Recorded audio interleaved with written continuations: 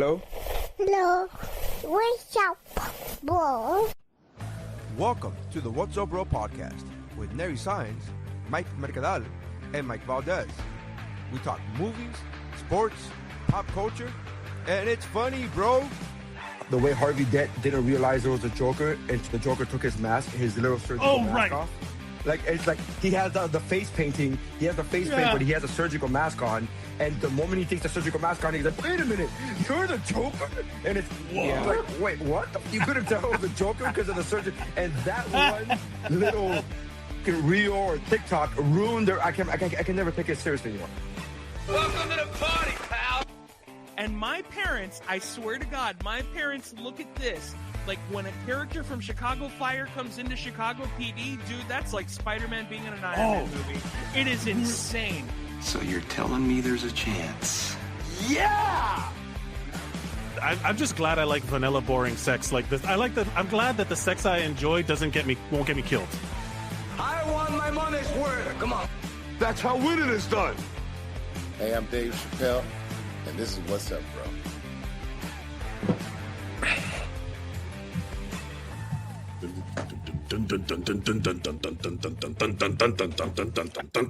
Hey everybody, welcome to the What's Up Bro podcast, the only show on the internet truly asking the question of what's up, bro. My name is Mike Valdes. With me as always is Nery Saenz. And with me from now on is Mike Valdes. Forever. Can I just tell you that my wife heard the intro and she was like, hey, you went real Hispanic when you said Mercadal's name. And I go, no, that's where he wants to go by. He wants to go by Mercadal. She's like, yeah, but you should have then gone with Mike Valdes. Like, yeah. she like accentuated. And yes. I was like, Valdes has never expressed to me, or that I know of, the interest to go by like Mercadal. Flat out said like I wanna embrace my Latino-ness, and I'm like, oh, okay, cool. Yeah, that's, professionally, I'm like, hey, do it. That's well. You want to know what it is? I'm not a traitor to my race, Nery. I don't know. Your haircut says differently. I know. Neither am I. Like, I'm not a traitor to my race. My race is white passing, and I will remain white passing. That is race, baby. White passing is a race. Wow. We should just put the clip of like a Family Guy of the guy of getting pulled over when Peter gets pulled over, and they put the color chart, and they're like, let go. Gets darker. Arrest them. I want to say welcome everybody. Thank you for joining us at the What's Up Bro podcast. Thank you for people who have been joining us. This is episode 423 of this show, in a variety of host configurations, but it is 423 episodes of this stuff. And we thank our dozen of listeners out there who are enjoying they've been with us since the beginning. There's still people that listen from the beginning, which is pretty great. If we had one listener for every year that we've been on, we don't have that many, but if we had one listener for every year that we've been on, it would be fucking awesome. How great! It's good to set goals for yourself. Yeah. You can follow us at WuBro Pod on all social media platforms. We would like you to consider sharing and subscribing. And if you want to clip some of this stuff and post it and you have commentary, go ahead. We got to figure out a way to build social media engagement because that is the current currency of our time. The problem is that we normally just say things that have common sense, so we don't say anything outlandish or crazy. So we have to say something outlandish or crazy. We got to say like women voting. That's nuts. And then people, and then that gets aggregated. That will get aggregated and be like, these motherfuckers don't think women should be voting. Like that's a whole thing. Like that's how we get it. I want to say that we've both. So when we started this show, cancelable stuff was not as specific. Like you could say shit and people would be like, he's joking or whatever. Yeah. But now it's like pretty granular. I will say this. Here's cancelable. I had to have the conversation with my wife because she thought she could take me in a fight. She was like, I can defend myself. Take you where? What do you mean? Take me out to dinner? What are you talking about? What are you talking about? I had to have that conversation. I don't know. This is gonna get specific, but like I I had to have that. We were watching. So Wife Watch 2026. Currently, we're watching together the Americans, which is that Russian spy show. Love that show. It's so good. We're almost done with it. No spoilies for a show that came out 10 years ago. But it is Carrie Russell, famously petite and the beautiful, cute, young-looking pixie Carrie Russell. Felicity. She's Felicity. She still looks like, even on The Diplomat. My wife loves The Diplomat. That's a Wife Watch. Oh my God, great show. Yeah. And but it's Felicity. She's like 5 foot nothing, 100 pounds. And there's a scene where she's a badass spy, and they show her do a thing where she just like punches a guy and knocks him out. And Chiquita was like, well, maybe you could do that. Yeah, you just got to, you got to get you. And I'm like, and I had to have that. I had a general reaction, right? Like, I'm not talking about specifics. Generally speaking, just run. Like, I had to tell my wife, and then we had to have that conversation where it's like, oh no, this isn't a disagreement. I know something, and you're like, I'm telling you a thing that is like, like professional boxers can't even do it on the first try. Well, that's what I'm saying. What I was gonna say to your wife's defense, I was gonna say I've seen. You're a little hot on the mic. Is there a way to turn on the gain? But is that better? Yeah. Is that better? So I will say I've watched interviews with professional fighters, both boxers and MMA, that they talk about like there are buttons, right, so to speak, that if you get hit in those places, it will either knock out your equilibrium where you're like dizzy, whatever, or just knock you the fuck out. Where they're just actual buttons. You know, I've had it done to me. Yeah. So again, yeah, but you had it done to you, but not by somebody who weighed 125 pounds. You know what I mean? Like, right.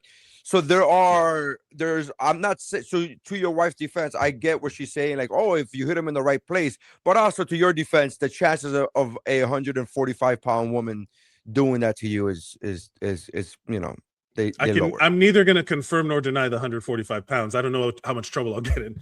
But the idea that, okay, so what I was going to say, so here's, okay, this is. Well, I was talking about Carrie Russell specifically, by the way. Carrie Russell is like 105 pounds. She's tiny. That's right.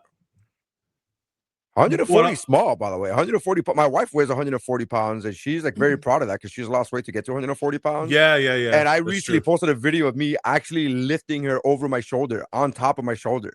Like that's you can military your wife. Oh, I don't know if I can military, but I lifted her up and I did a squat press where I squat and then I lifted her up with her on my shoulder. I posted it on my Instagram. That's fun. It's like a dumb. I don't follow you, so I don't see. It's like a dumb viral challenge. And it was like, but the funny thing is, I was like, I don't think this is getting the traction that it deserves. But I also think that I should have like quote unquote messed up and like had trouble with it because I just did it rather easily. I was like, this is very easy. We're not saying controversial things. You're not giving the people what they want, something to comment on. This fat bitch didn't weigh enough. So I.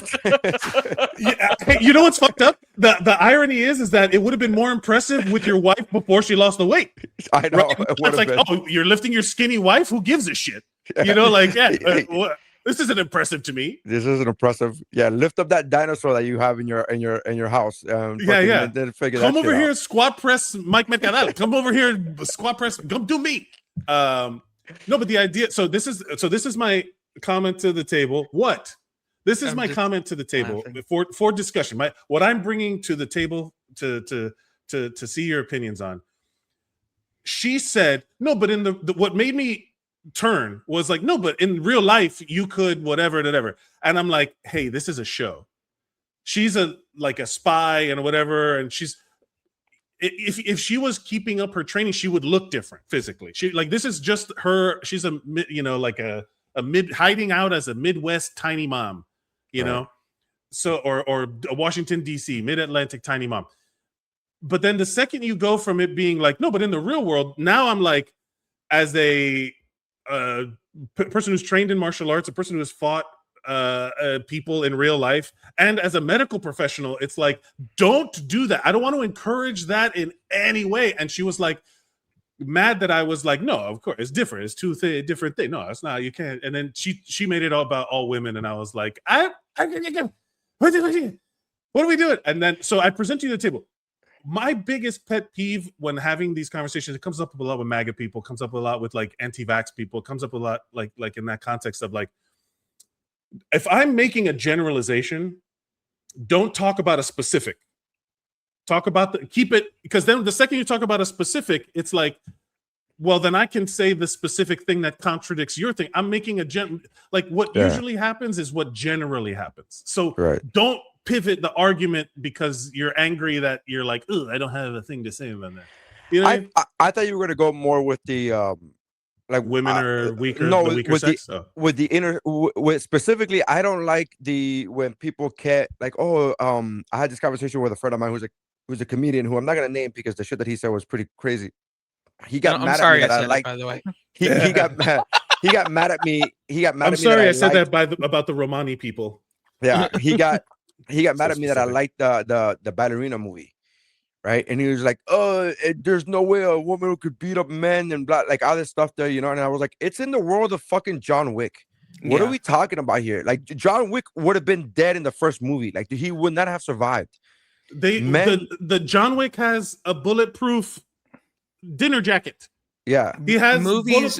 It's not real. But movies are kids playing tag and being like, I have an invisibility cloak, you know, and you just have to deal with it. You know what I mean? Like that's what movies are. Like at the end of the day, it's a movie, and that's what we go into. And like that was my whole thing with him. I was like, are you really like? And I'm like, you clearly didn't watch the movie because they literally talked about that in the movie. Within the realm of the movie, they talked about like, hey, you're a woman, you're always going to be smaller, you have to find ways to win without it being a fair fight. Like they literally said that to her, who, you know, Anna, whatever her name is, who's like 102 pounds. So that already puts in the mind, like, oh yeah, the armas, their arms. And so that's the part that one bothered me, and then the other part that bothered me, I was like, it's a John Wick movie. Like it's literally a John Wick movie. Yeah. This is like crazy talk to be able to put like. So when it comes to the world of entertainment, it's so funny how people pick and choose what they believe and what they don't. The suspension of belief. I was like, hey, okay, man, I don't know what to tell you. We've always said on this show, and you could quote me or whatever. You go find the records. That. When you're watching a movie, as long as the movie follows the rules that they set up and explain, like if there's something confusing and they go, like in the first Thor movie, it's very simple. It's like, oh, you have science here. Magic is science you don't understand. I come from a place where they're the same. Great. I never have to think about why he can do magic ever, right? If someone like explains something in the movie and like even if it's exposition, like you need exposition in movies. It's a fucking movie. But as long as they stick to the reality that they set up, I'm in. That's my suspension of disbelief, except for like medical things, which is it's just like a reflex, like a default kind of thing. I don't really have control over that. Yeah. If it's not that, then it's just like, hey man, I just want to be along for the ride, right? I just want to be along for the ride. I don't want to have to think. If you mess up in a way that makes me question the reality of your movie, then maybe you could have, the editing is bad or the script needed work or maybe there was a mistake or something. But as long as you stick to the reality you've created, I'm like, whatever.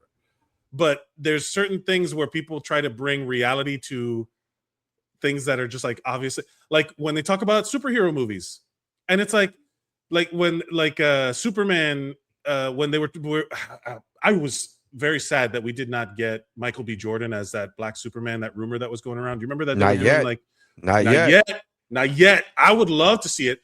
And people are like, oh, Superman can't be black. It's like, Superman is not real. Yeah. It is a fictional construct created by whoever writes it. The same thing happened when Spider-Man was being made with Andrew Garfield and Donald Glover was up for it.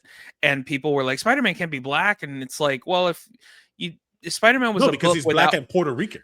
Right, but if Spider-Man were a book that didn't have pictures and it was about a guy whose uncle got shot by a gang member, you'd think it was a black guy. You know what I mean? Like at the end of the day, he's from Queens. He's from Queens. He lives with his aunt and uncle because his parents got gunned down, were victims of gun violence.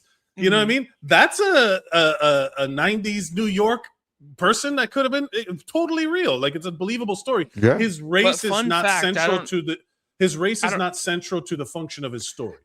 Yeah. Well, Right? and fun fact, I don't know if you guys know this, but Miles Morales is literally made because of the Donald Glover thing. Yeah. Situation. Yeah, yeah. So it was like a FU. if everybody's favorite Spider-Man is Miles Morales, you could thank Donald Glover for that. So that's pretty cool. I don't thank Donald Glover because he tricked me for too long. I was like, this Childish Gambino person looks a lot like Donald Glover, and then I realized they were the same person. You are blind. You are. I've been fooled by the television. Is the television not 100% real? Should I not believe everything I see in media? Should it not be 100% real? Stevie Wonder could see that Donald Glover was Childish Gambino. Oh, okay. I was gonna say Stevie Wonder can see. I'm like that. There's a conspiracy theory out there. There is a conspiracy. No, there is. There is. I know. It's funny because I think it's weird that there's a conspiracy that Stevie Wonder is blind. I think that's the weird conspiracy. That's the weird one. Yeah, he clearly can see. No, but man, I'm the same way with like Superman and stuff, and I felt the same way with the Little Mermaid. People got so upset about the Little Mermaid. I'm like, why? Yeah. It's a fictional character. She should probably be green. I got to be honest with you. Yeah. Like, so why do we care? If we're gonna go by it, like it makes more sense that she's black. Her friend that's a crab is Jamaican. So, it makes Are more we sense. in Caribbean seas? Are we off the coast of Africa? Like, who knows what it's also like, again, it's like one of those things where this is my, and we've talked, like we're always talking on the show about how different our algorithms are. And I engage with the comment sections more than I should, right? Like I really do. I shouldn't go in there. It is a toxic wasteland. But when you get people that like, I always say this, I am not smart enough for this many people to be dumber than me, right? Yes. Like I'm not smart enough for this many people to take these things. Like again, and it says this. I don't want to say this as a U.S. centric thought, but it is because the internet. My internet is mainly in English. So there's a lot of people on the internet from other countries who are English is not their main language. But whenever I see someone comment, like there was a video I saw, there's a very famous skateboarder named Rodney Mullen, right? He invented all of flat, like street skateboarding tricks. Like he's like a legend. And there was a video of this girl who was doing a lot of his tricks and she's incredible, right? She's amazing. And the video was shared not to identify her or whatever, and but like I don't know who it is. Like it just whatever. It was just like shared by a skate feed, which again we should have punished aggregators way harder than we did. The internet is what it is because of that. And it said, the caption was Rodney Mullen's daughter, right? The daughter of Rodney Mullen, and it's like obviously they're saying that she's inspired. She basically is like the next generation of Rodney Mullen. Right. And people in the comments were like, actually, Rodney Mullen doesn't have a daughter. This is just some girl and it's like, we know that. Like, that's my favorite. My favorite people in the comment section is the "whoa, actually" people. That's like, it's like okay, man, okay. This is how I feel when I say shit. It's like it's just entertainment. It's just like you guys are taking it way too literal. Like this is okay. My favorite new comment on Instagram is someone commenting, "What brand of autism is this?" Because they don't realize that comment is autistic. Yeah. The fact that you can't pick up on the social cues of other people living their life. We talk about this all the time. Like. I'm doing acting classes right now, right? Like I'm doing these theater classes where I get to put makeup on, white face, and be a clown and do all this weird fun stuff. And this has never been it used to be a bigger problem, but as I've gotten older, that problem of like I had someone comment that like someone I don't know said something about my life, and my first impulse was to say, I don't care what you think. I don't know you. Why would on what planet would I give a shit what a stranger thinks about what I am enjoying? Correct. Yeah. Well, it's kind of like that comment that is now what's his name? Spider-Man kid, whatever the fuck his name is. Tom Holland. Tom Holland was on a podcast and he gave he accredited the quote to Christian Bale, and he even says in the quote, he goes, I don't even know if Christian Bale actually said this, but the way I heard it is that Christian Bale said, right, if you have a problem with me, text me, and if you don't have my phone number to text me, then you shouldn't have a problem with me. Then I don't care if you have a problem with me. Yeah. Then that's the bottom line of it. It's like, yeah, wow, it's the truth. I don't know you. And then so the internet is a bunch of people who think that they that it's like again, I fully believe my solution to the internet is that if you have a private account, you shouldn't be allowed to interact with any other account. Yeah. You can't interact. You pick a side. You either want to you have to be public to comment, or I mean, if you're private and other people follow you and you're already connected, it's like the Bumble thing. You can message each other. If you're private, you can only do that. You can't even like or comment on anything else on the platform at all. If you're public, then now people can be like, if you go comment, some super racist, misogynistic, transphobic, homophobic. Happy Pride, everybody! It's June. If you're in there doing that shit, then people can go click and be like, hey, who is this motherfucker? Where does he work? You know what I mean? Like you have there's an accountability. There's a reality to like, oh, and everyone you can always see in the bio, people with private accounts saying horrible shit, and then it says child of God, father, God first or whatever. And I'm always like, we can see you. We can see That's so funny. Just find the shittiest comment and then under that comment just be like, can't wait to see what Bible verse is in your bio. That's my response. There was a comment one time that I posted. There was a video of a female kicker in college, and it was like the first female kicker she did a kickoff or whatever, and it was like a large buildup to her setting up the kickoff. And then she kicked the ball, and it was an atrocious kick. It looked like an onside kick. It was really bad. Oh no! And I put in the comments the GIF from America's Next Top Model, where Tyra Banks is like, "We were cheering for you. We were all cheering for you." Right? Like that's the point. I was like, bro, I wanted it so much for her to fucking kick ass and do a good job, and she just fucked up. Right? Again, she's human. It's not because she's a woman, but she's a human. Yeah, and so much pressure on any public athlete. It's crazy. Yeah. So then that comment, the GIF comment, it was a GIF from America's Next Top Model and Tyra Banks.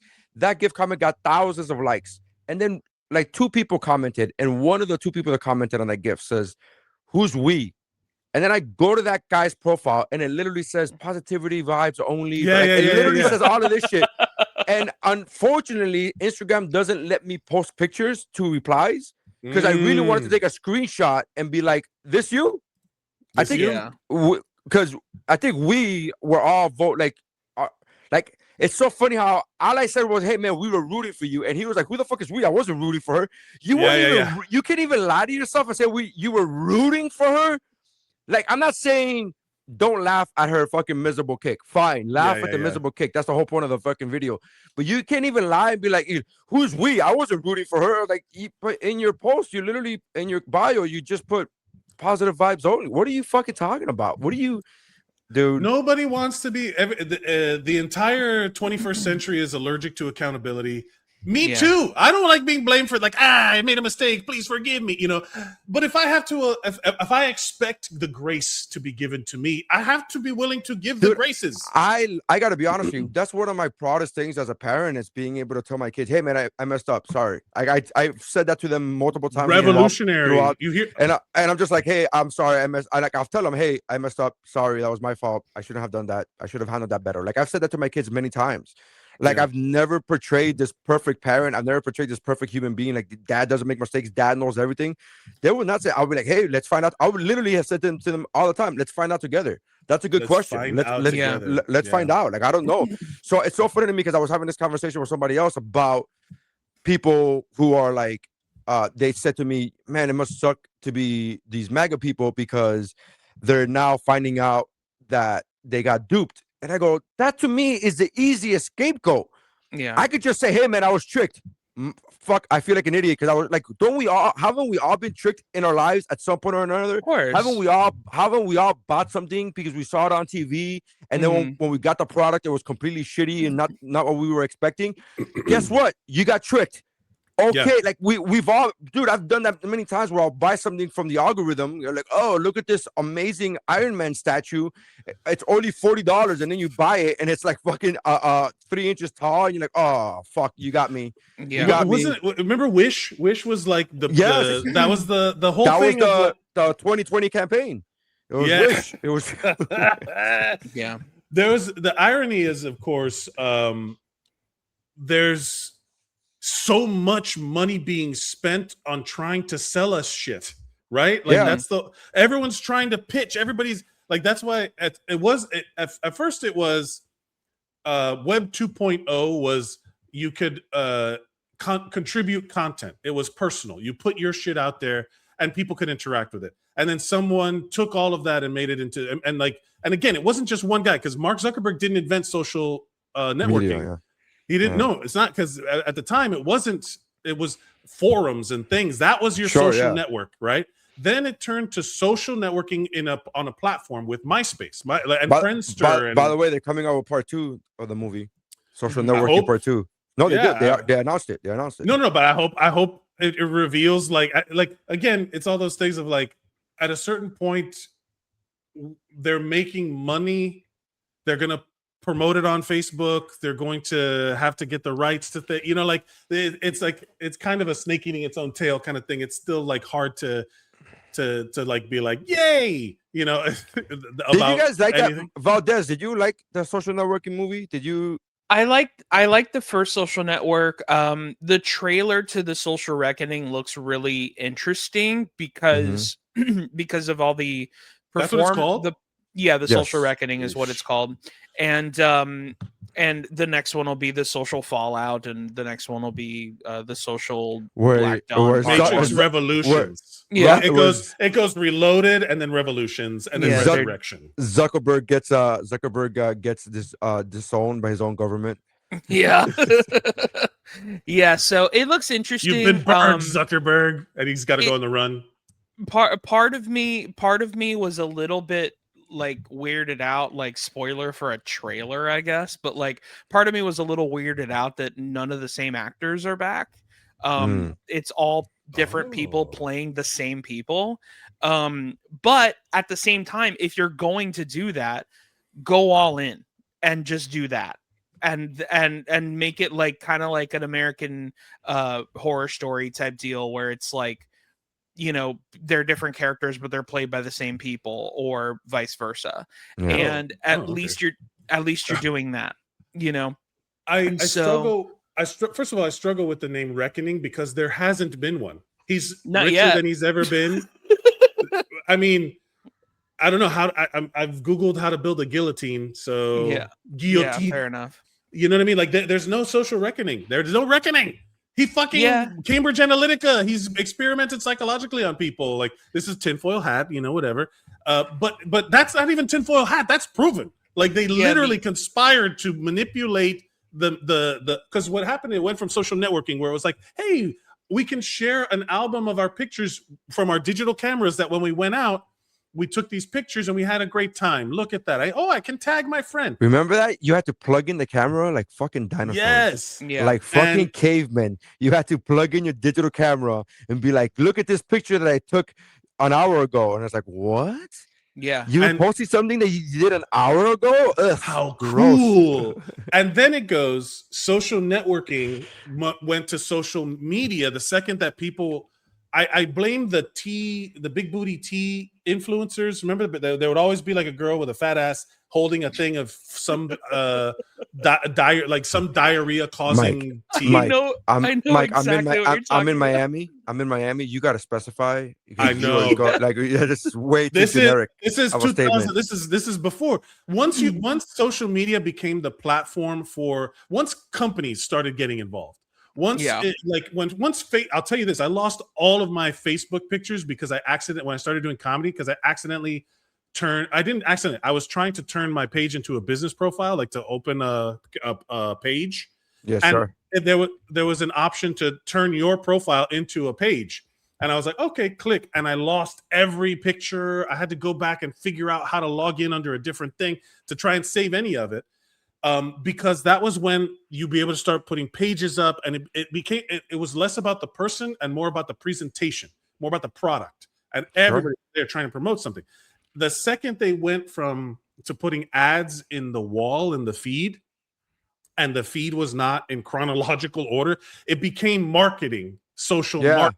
Yeah, that's a very big deal when people were like, I just want to see, because you remember there was a time where if you wanted to post even like, hey, I have a show coming up next week, you wanted to post it at a certain time because that mattered, because people would see it whenever you posted it. And then it became, I remember the moment where it became a thing of like, no, we're going to show you what we think you want to see. And it's like, Facebook events was a big deal, like a huge deal. Yeah.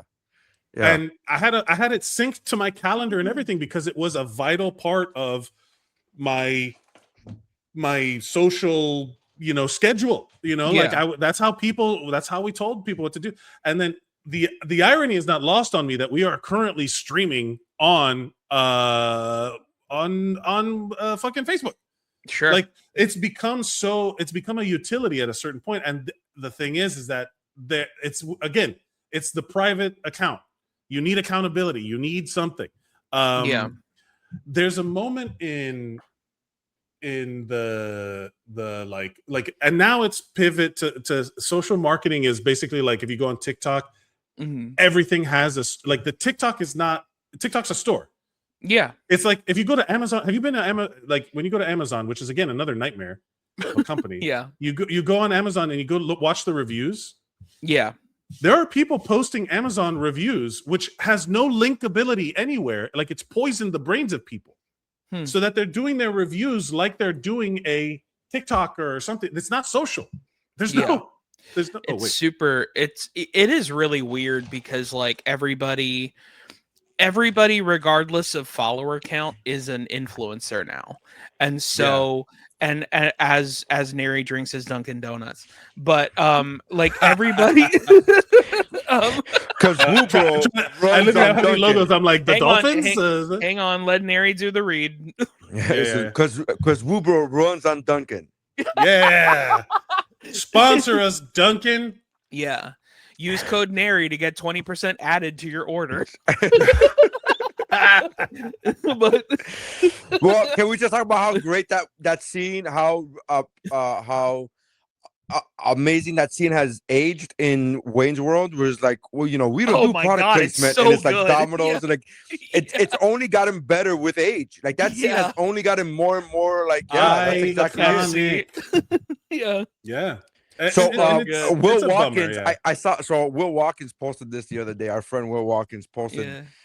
His it wasn't even a review, it was just a remark on the He-Man movie, the Masters of the Universe movie.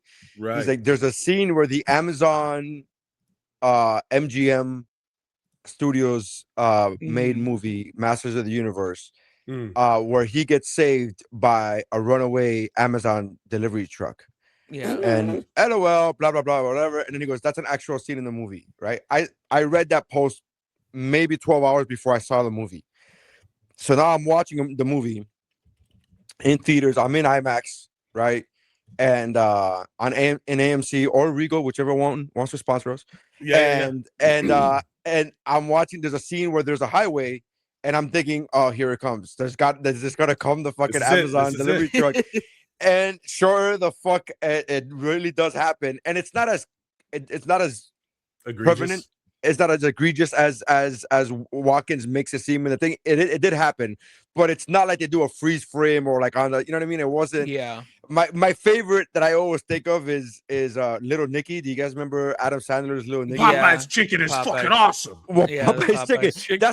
That's not even the one that gets me. The one that gets no, because that was quite. They do that like that. They at least make that funny. Right, or try to make it funny. They do. Right? They do like the wink at the camera type of. But the one that gets me is the Kmart there where he's walking because he had to go shopping for clothes, and he went to Kmart and they're walking. And if you could, for the audio listener, they're walking, and you know how you normally hold a bag like a suitcase, right, to your side. He was walking with the bag label pointed outward, like that's funny. So forward facing. If you're facing me and I'm carrying a bag, you shouldn't really be able to tell what kind of bag I'm holding because I'm holding it like a suitcase. Right. but the camera was forward facing, and he's holding it like, and he's holding it like this, like he's Yeah. holding it like to just, and I'm like, that to me was the funny, because I'm watching it laughing, going like, Yeah. okay, Mark, get your fucking shot in right here, like it's so funny. That happened to me. Okay. That happened to me when I saw Man of Steel. When I saw Man of Steel, there's a part where Superman is The fighting IHOP? Zod. The IHOP. No, it's not even the IHOP scene. I thought that was funny too. But so they have decimated this city. It's like 12 9/11s just happened, right? And he does his thing. He's like, this means hope, and then he flies away, and the only thing still standing is the Sears. It made me laugh so hard. Oh yeah. Oh Yeah. Wow. Yeah. That's funny. This is my. I submit. That's where his mom worked. That's where his mom worked, as a Sears. So funny. It is. It's true. In the movie, in the Man of Steel movie, his mom worked at Sears. She had that fucking. Fair enough. She had I'm not lying. That's not like the same reason that Baskin Robbins is an Ant-Man. Like, so they have to be somewhere, right? They have to be somewhere, and they get like that. I get it. They have to be somewhere, and it would be impossible for it to be like Smears, and it's a different, It's why the question that nobody ever asks of like why Tony Stark drives a car, an Audi specifically, when he can just put on a suit and fly there. Like, honestly, I just watched Iron Man 3 again. Underrated. There's parts of it that are, again, it's that whole thing. It's a parts thing, right? There's parts of it that are so great and perfect, and one of my favorite parts is at the very beginning when he has that panic attack and he's at that bar with Rhodey and the kids and whatever, and then he goes out and the Iron Man suit is just sitting parked outside. Yeah, and he just, because that's what you're saying. He should be able to just do that. Like, and he just like walks in and then he clicks into it and he falls. He's like, is it the heart? Is it the brain? There's so many great little moments in Iron Man 3. Shane Black, underrated. He's hit or miss. He's got like but it's like there's like so many good things. But he drives an Audi, which of course it's a luxury car, and they want to promote a thing. There's like, they live in the real world, so real world things have to be there. But I submit to you, my nomination for the most egregious product placement in any movie, it's hold on. It is Transformers 4, where they're showing off this new technology. Boom! Oh, wow. What the fuck? He even says the name of it. Transformers 4. But it's literally just a Beats pill. There's Bud Light. Oh my gosh. It's wild. All the cars, of course, are licensed. That was insane. Anyway, but this literally, like when he goes and think, here's a Beats pill. It's a straight up like hero shot of the thing. I have a question. I have a question for you guys. Has there ever been a scene? I can't hear you if you're talking. Were you talking? Yeah, we can hear you. You lost it. Uh-oh, But Mike, keep going. I was wondering if you guys had any kind of like a movie where a scene in a movie that you just have so many questions concerning what it is that they did, the choice that they made, and I'll explain what I mean. And you can look this up if you want to, Mike. There's in the movie Free Willy, there is a scene at the very beginning when whatever his face is, Jesse is very poor, right? And so he's there with his poor friends, and they steal a wedding cake from a party, right? And they steal it and they run away and all this stuff. And there's a scene where they're just celebrating and they're eating, right? And as they're eating, they all decide as actors. Can you not hear us? Yeah. But you're on mic though, so okay. Mute yourself until. No, I can hear you. I can hear you now. Okay. So in this scene, what movie was that, by the way? Free Willy. Free Willy. Oh, the one that I posted? Yeah. Was Transformers 4. Okay. Okay. So wow, that does nothing. Right, bro, and there's more. It's like, it's literally, I wish I could have found the clip. That's a bad clip because it like talks about how this revolutionary version of a transformer can reproduce any technology you've ever seen, including the Beats pill Right. Yeah.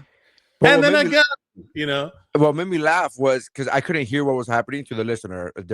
Mike was playing the video, and whatever they were coming, I couldn't hear what was happening. So I'm just looking at Stanley Tucci holding up a Beats speaker. But then I'm like, oh man, that's really egregious. And then right after that, there was a huge accident where there's a Bud Light truck, and I'm like, wait, Yeah. is that which one he was talking about? Because that's pretty fucking egregious too.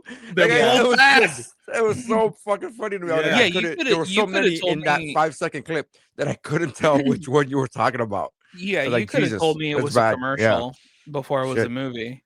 Yeah, but what was the cake stealing scene that you're talking about? Because now I want to find what you're talking about. so this is so in Free Willy. There's a scene at the beginning where Jesse Are you is talking with about me? his no, no man. I can't hear Valdez. God damn it! What is going on? But yeah, there's a scene at the very beginning where Jesse is with his poor friends, and he runs. They're trying to find food and things like that, and they start stealing food, and then they find a cake, and they run away with this cake. And then, most importantly, the scene right after, they're celebrating and they're eating this cake. And you start to see them as actors, the 4 actors. It must have been like the director is like, just improvise how you would eat cake, but just remember you're poor, right? And so there's people that are eating it with their hands, you know, all this stuff. First time I ever went there. Is it?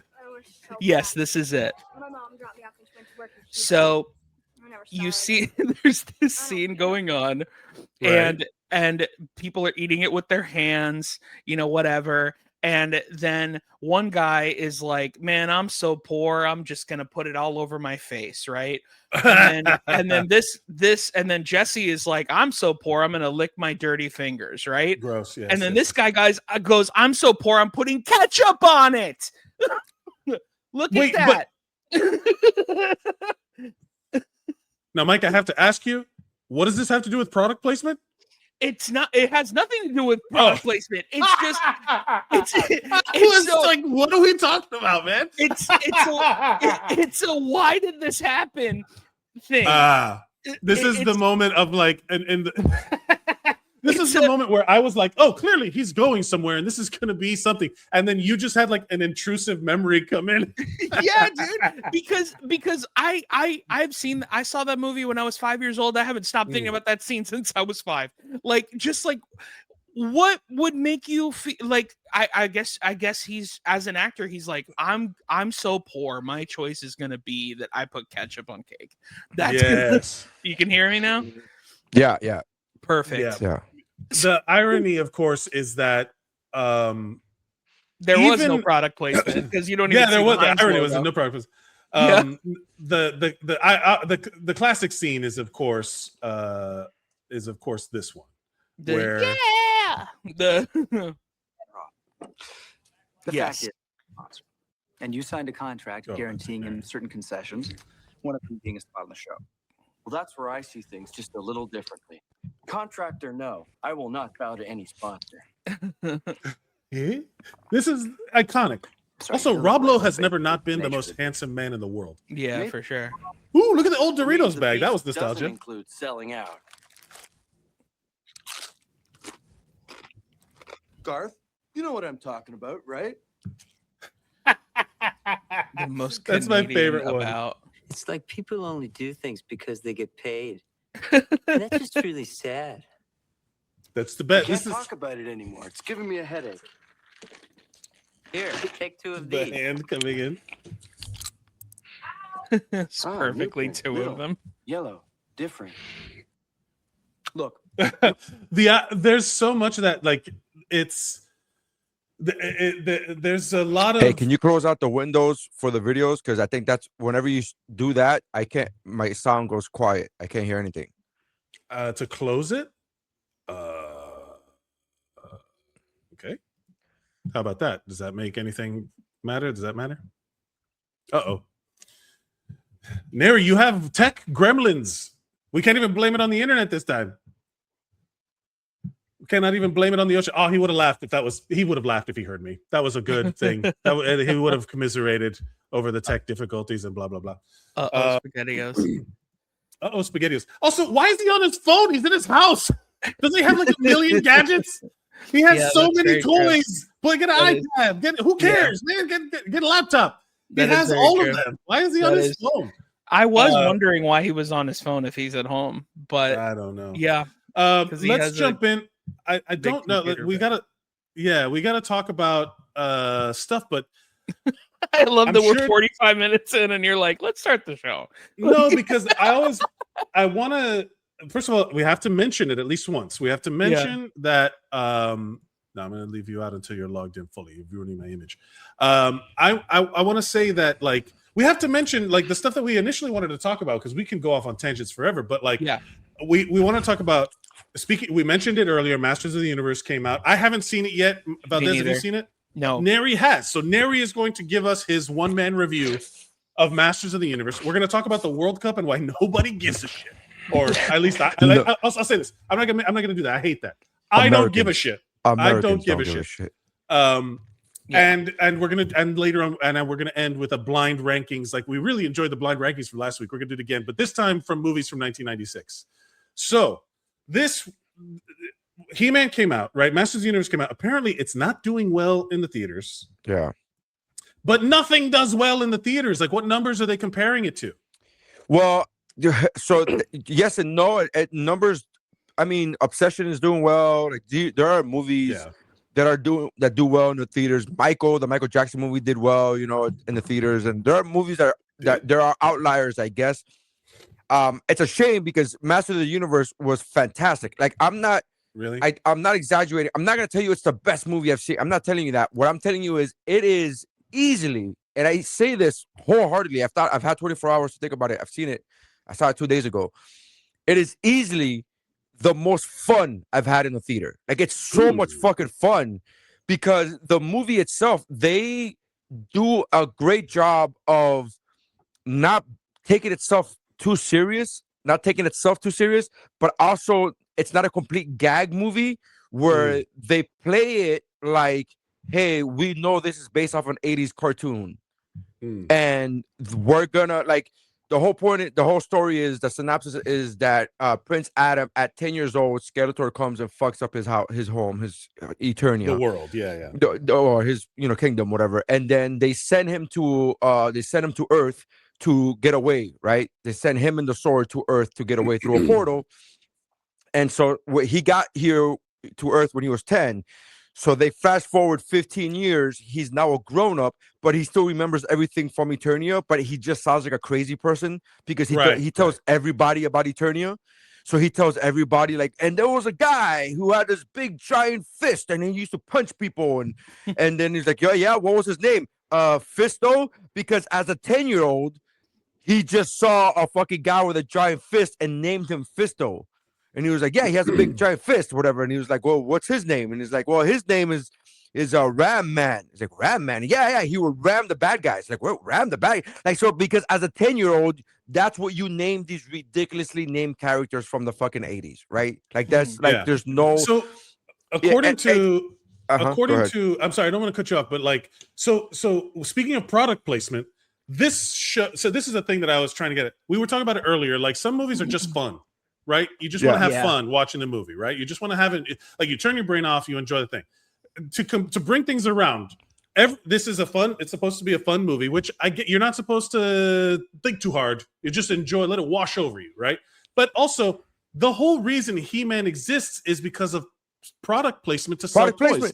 Every cartoon in the 80s was just a 30-minute toy commercial. I had to, after the movie was done, I saw it with my kids, my two older kids, and I was explaining them to them. They're like, because my daughter, who's 14, was like, so this movie was based off 14? of this, wow. Yeah. My daughter goes, this movie was based off of cartoon. I go, yes, but also the cartoon was to sell toys. And she's like, what do you mean? I go, okay, so they made this toy, but in order to sell it, they needed a way to market it, and they figured out if they create a cartoon to sell the toy during Saturday morning cartoons. And she goes, what do you mean Saturday morning cartoons? And I go, oh shit. So then I was like, okay. So then there was a time where if you wanted to watch cartoons, you could only watch them on Saturday. She's like, what do you mean only watch them on Saturday? I'm like, only watch them on Saturday. You can't watch cartoons anytime else. She's like, shows were only on when they were on. You did not have the opportunity to go watch them another time. She goes, what do you mean only Saturdays? I go, okay, so they were only on Saturday morning. Down the rest of the week. And so then I'm just like, yeah. So that was a very pivotal time for companies if they wanted to market toys to kids, like the ads that they sell to kids.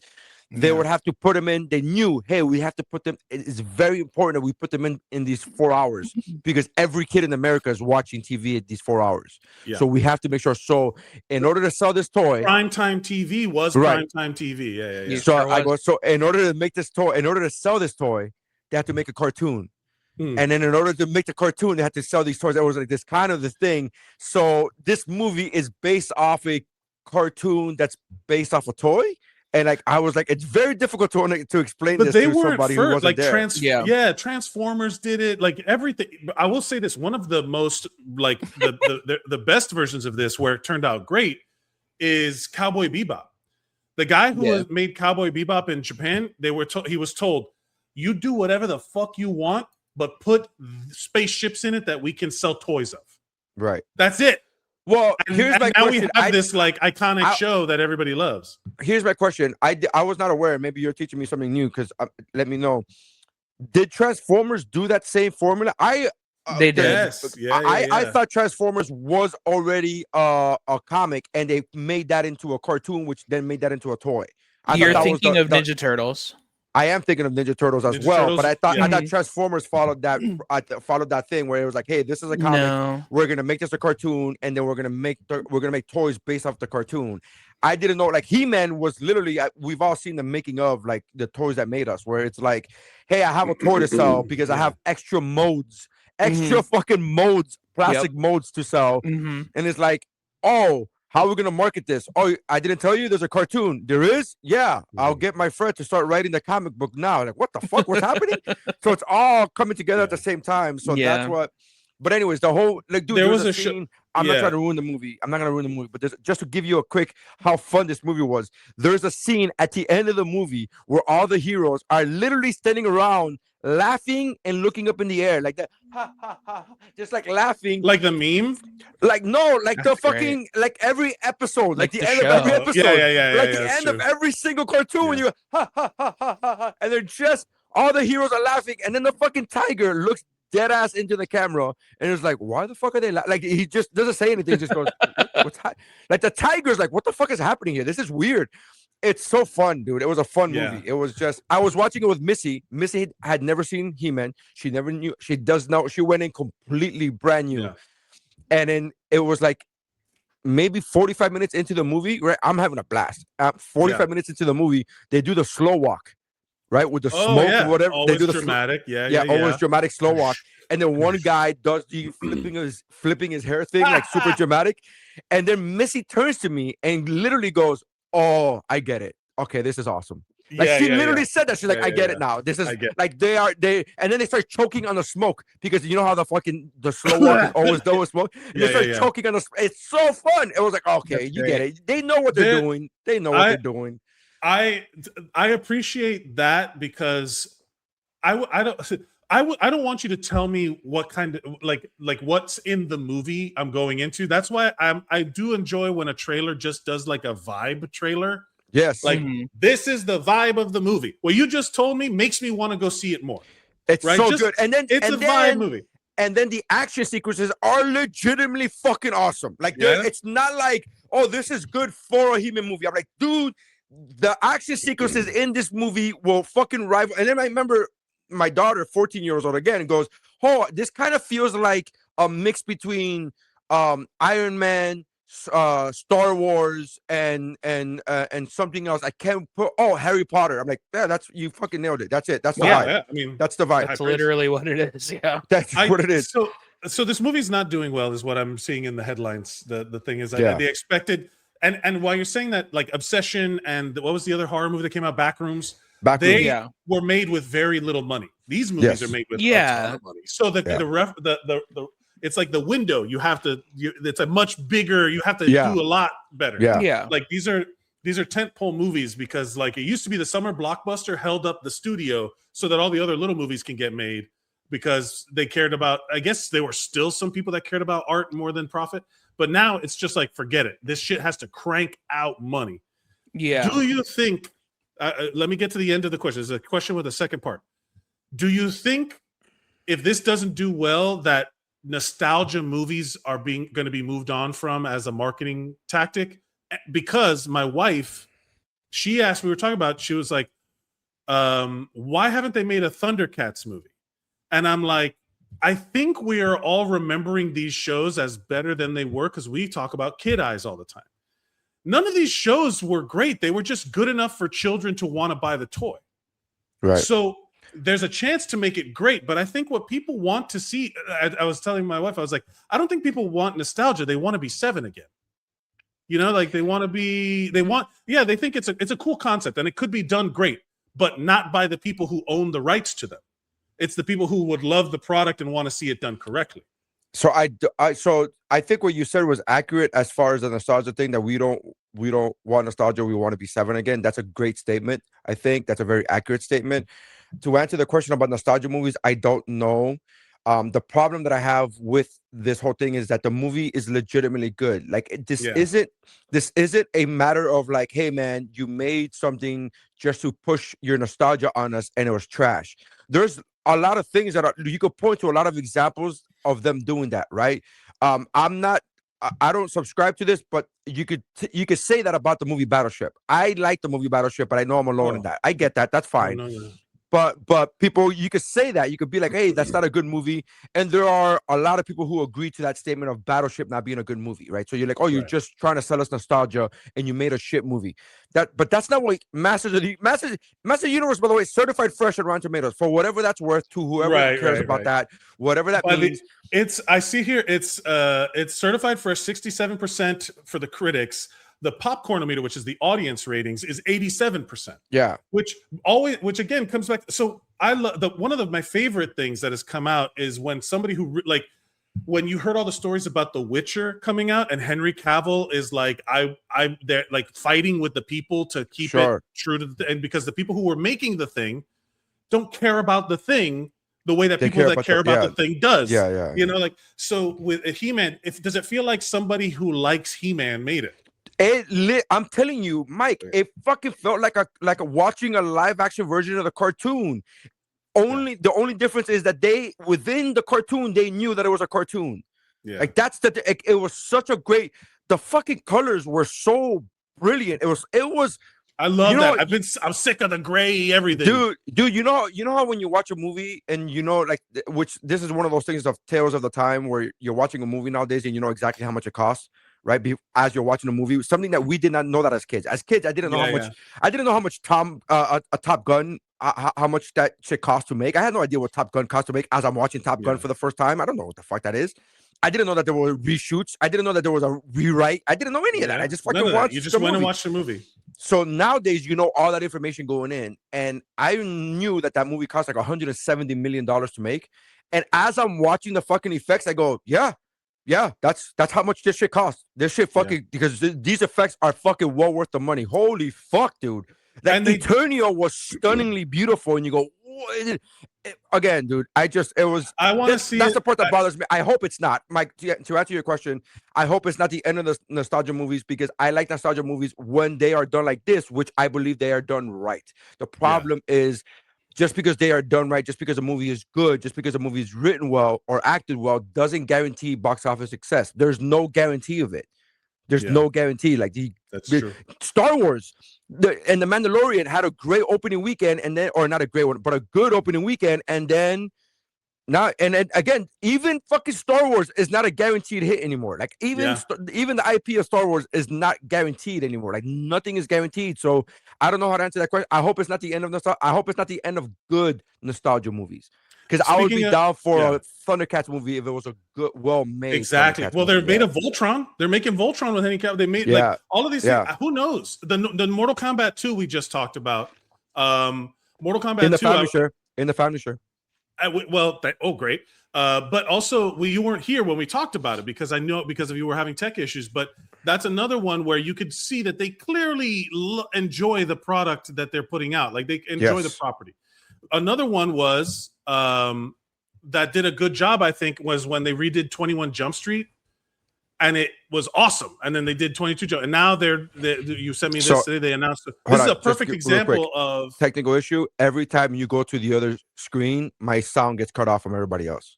I can't hear anything. It literally, the moment you go to another screen. Why are you on your phone? Whether it's a video or now this still image or the Knicks or the 24 Jump Street, my sound gets cut off. Okay. Does it come back?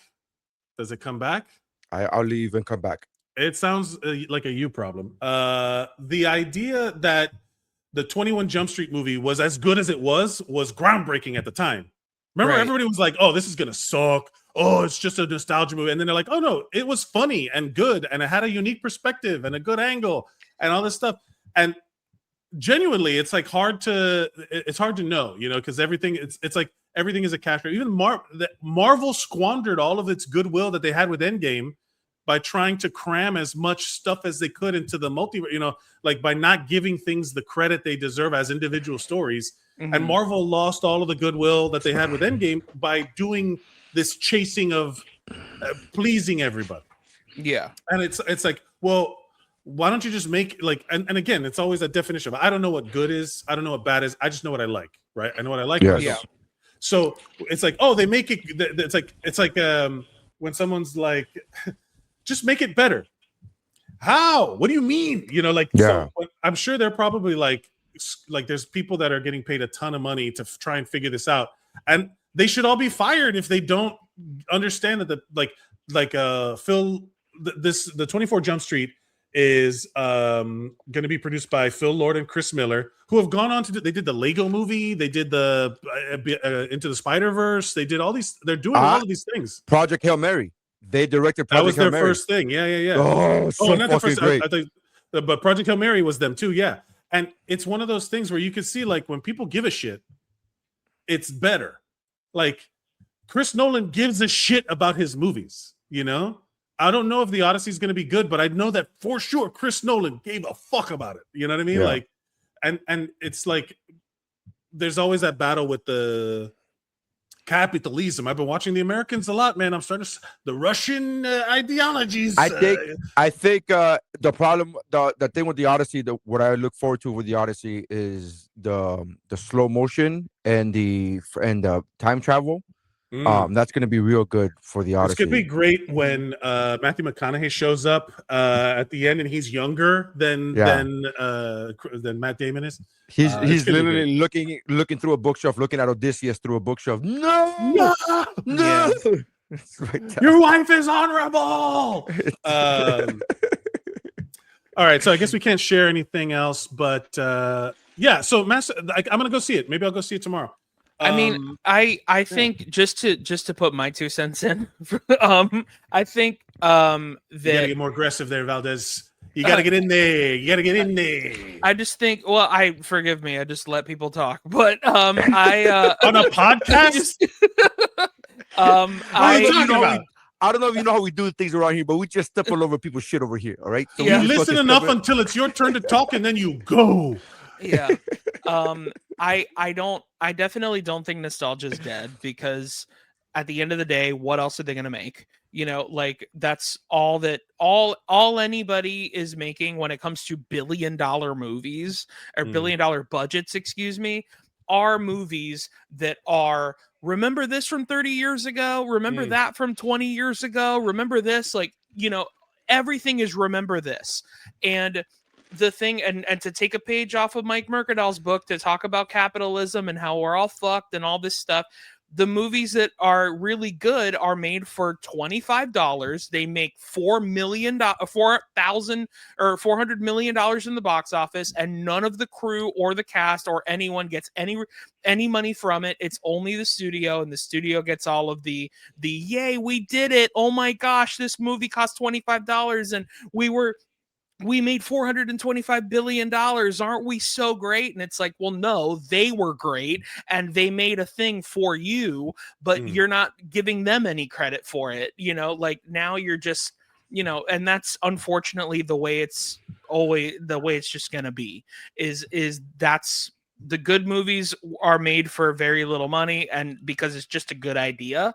And like the movies that are made with billions of dollars are, hey, remember this thing? And like, and ultimately for me, for example, I am not old enough to remember 21 Jump Street. And the reason why 21 Jump Street works for me, the reason why 21 Jump Street works for me is because that movie is not a bunch of, hey, remember this, remember this, remember this. Sure, there's a cameo at the very end and you know, all this stuff. Okay. But that movie is not remember this, remember this, remember this. It's kind of like, and I talked about this with Nery a long time ago about how Ryan Reynolds is doing the Mighty Mouse movie. Nobody that is alive cares about Mighty Mouse. It is way too old. It is way too old. Is that good or Why bad? are we? No, because you could say it as a new creative thing, right? But what I'm saying is the point is nostalgia is always going to win. Because the whole thing is remember this when it's like, well, not really, but I kind of remember it. My grandfather who died 45 years ago used to like it. Like, you know what I mean? I don't think it's, I hear what you're saying. I understand that point of view. From the perspective of the companies that that have to produce these things, I think that the reason why you're seeing reboots and remakes and all that stuff is cost saving measures to not purchase new things. They have if they own the rights to something, or can get it cheap, or they can do something with it. They would rather do something that they like. Would I rather fix something in my house than buy a new one because I'm dead broke? Then I would do that. But they're not dead broke. They're just trying to squeeze every penny out of a project. Yeah, they're going to go after what they have existing. I don't think they may market for a second on the nostalgia and be like, "Hey, it's Mighty Mouse," or they could do the thing where they're like, "Yeah." Wink, it's Mighty Mouse. Who fucking knows what Mighty Mouse is? Young people don't know what Mighty Mouse is, but old people don't know what Mighty Mouse is. Yeah, nobody that's alive cares. You know what I mean? Yeah. Like, so that's kind of the thing. And ultimately, and I understand what you're saying because ultimately, a lot of these people are corporations. All they're trying to do is not get fired.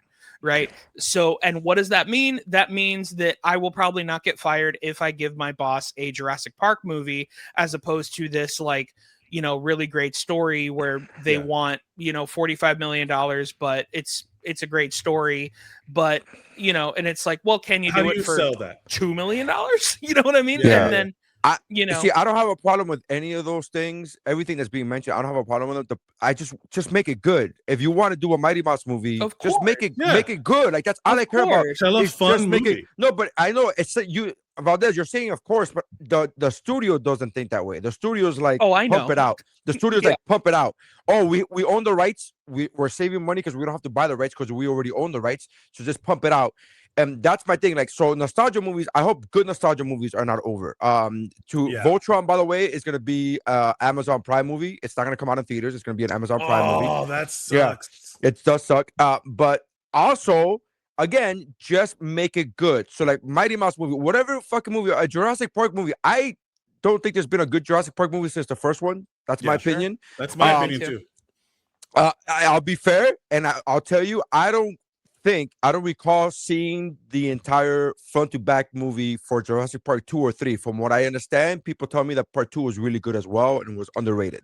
I think 3 is the one that I think people talk about. I think all of them have great parts.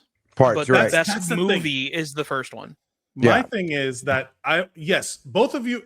Here's the thing: two things can be true at the same time. Correct. Both of you are right. Both of you are right. The problem is, or not that problem is, oh, look, Yolanda's in the chat. She remembers Mighty Mouse. Here I come to save the day. That's the theme song. I love that. I think you remember of Mighty Mouse. You remember? Well, they used to show. I remember it, watching it as a kid when it was in the syndication. It was like in that weird space where they didn't know what to put for kids, and there would be like a random thing after school or like on a Sunday morning cartoon or whatever. Also, they showed Popeye. I mentioned my daughter. She goes, Saturday morning cartoons. She goes, not even Sunday morning. I go, Sunday morning they had cartoons, but they weren't the good ones. You don't want to watch the Sunday morning. They were the GoBots. But I was gonna say, going back to what you were talking about with like cartoons and people not remembering with kid eyes or whatever. Ultimately, all everyone remembers is the theme song. And 99% of the time, if the theme song was good in your memory, you're like, yeah, DuckTales was a great show. And it's like, no, it was a great theme song. You know what I mean? No, DuckTales had great characters. Also, it was a great show. Yeah, remember how they had Doofus? Oh, my favorite. And he gets the fucking donut, and he becomes a superhero. Yeah, the magical donut. See, we remember shit. Like, but his name was hold on. Let me get my point. His name was Doofus. Can we just talk about the fact that they had made shows for children where one of the characters' name was Doofus? The fact that his name wasn't Dumbass was, I mean, it was so fucking funny to me. Yeah. Doofus. Hey, Doofus. Like, wow, Jesus Christ, that's his name? That's not even his creative. That's his name. Mentality that went into shows in the 80s. Look, what I was gonna say is the umbrella that all of this kind of falls under is if there was it's because everything that they throw money at is limited TV series for streaming because they need to prop up this fake bullshit thing that they all built their own platforms and they're all doing all these things. If it used to be that you could make a mid-budget movie and you could make a movie and have it not have your entire company's financial future not ride on one thing. Now what they're doing is that these properties, they're like, yeah, you can make a Mighty Mouse movie. If you could make a Mighty Mouse movie for $30 million, which is used to be an insane amount of money, but now it's not. It's like nothing. If you can make a movie for $30 million, you got big budget things going on elsewhere. That movie, whether it does well or not, you could put a little more time into it, make it good, or make it whatever. But if people don't like it, or make it good, it's a good movie. It's like He-Man, but you make it like you put effort into it.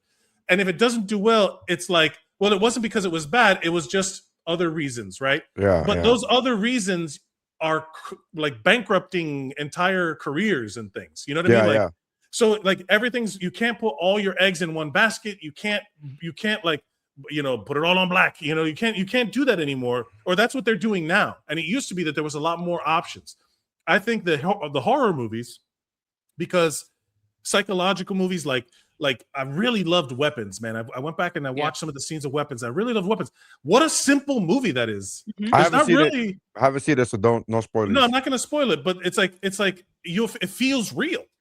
Yeah. It feels like because it is. They shoot people talking to other people. I've been watching The Americans. Everything is literally just people talking and doing things in the real world. Not one special, like it's all that and. Well, there's a lot of special effects in Americans. When there's a woman that punches a guy out, and she's 105 pounds. It's we'll just call it suspension of disbelief. But no, the greatest special effect of all. Yeah, if you're trying to do the fucking Avatar, which again, I don't know. I don't know why those movies make the money that they do.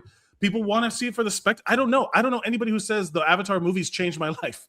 Yeah. But I know people who said that, like, when they watched Evil Dead for the first time, it changed their life. Like, people like found a thing in horror because that's the shit that people want to see. It's never going to be pop culture. It's going to be underground. It's going to be niche. And you can't gamble. You can't gamble a career, a studio's future on Mighty Mouse. But you can make it cheap and it'll be good. Hopefully. All of this is money laundering anyway. I don't know why we're talking about this. Is all crypto balancing. Cooking the books. This is all fake nonsense. All the numbers are not real. Project Hail Mary. You guys got to watch Project Hail Mary. That shit is so fucking. Oh, I saw it. I saw it. Is it in the family share? Phenomenal. Yeah, it is in a family share. I watched it on my phone for the first time, and I regretted it immediately. I was like, "Oh man, this is a movie that I should have watched." I was gonna say, just like the director wanted it on your phone. No, but the problem is, I didn't have to. I wasn't home. I was on a cruise ship, and I didn't have time. Fun. And then I made it a point this week. I'm home, and I made it a point to show the entire family Project Hail Mary. And dude, I'm telling you, you want to talk about movies that change your life? Like I literally feel that way about Project Hail Mary. Wow, this really? Changed my. It's so fucking It's great. a Two very, hard very- recommendations today from Nery for Masters of the very Universe and hopeful Project Hail movie. Mary.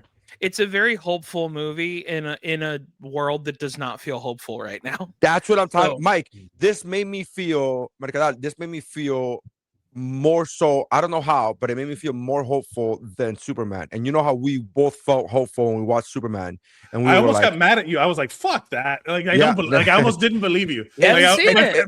That's my response about it's- how good Superman made me feel. I'm telling you. So I made Yeah. the statement the moment after I watched the movie. I made the statement to my friend. We're talking about Project Hail Mary, and I was talking to my friend Don Gray, and then he goes, "Hey, what'd you think?"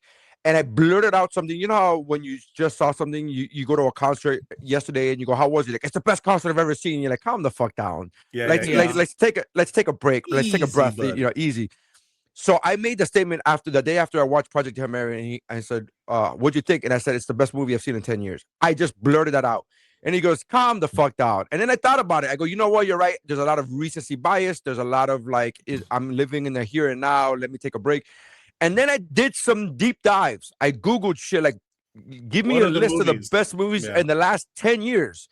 And the only movie that I immediately, when I saw it, I go, I don't know if it's better than this one, but it's really good. You don't want to know which one it is? And again, I swear to you on everything holy on earth, I swear to you on my children's lives, I did not know when I made this statement, I did not know who directed this fucking movie, Project Hail Mary. I did not know who directed it. So the only movie as a list of like Googled, best movies of the last 10 years was Into the Spider-Verse. Yeah. And that's the only one where I go, These guys are crushing it. I go, oof, that's a good one. I don't know if Project Hail Mary is better than this one, but I know it's really fucking good. But this is a good contender for that. Yeah. And then 2 days later, I realized, I learned, It's the same guys. it's the same guys. And I'm like, well, okay, well now I don't feel like I feel bad. I'm like, okay, Yeah. I legitimately stand by that statement. I think this is the best movie I've seen in 10 years. There's a few movies that I feel like I felt hopeful afterwards. And the irony is one of those movies was the Lego movie. When that Lego movie first came out and everything is awesome, and the whole thing about you can be the special and you have to find these things, and then like I genuinely felt joy at that movie, and I felt like, wow. That's what you're gonna feel with previous that's how you're relationship gonna feel. I was in. Like it was like that. I was like, I need to be better at my life. Like this is you're gonna feel that with Project Hail Mary. Like and everything is like storytelling, writing, acting, everything. The music.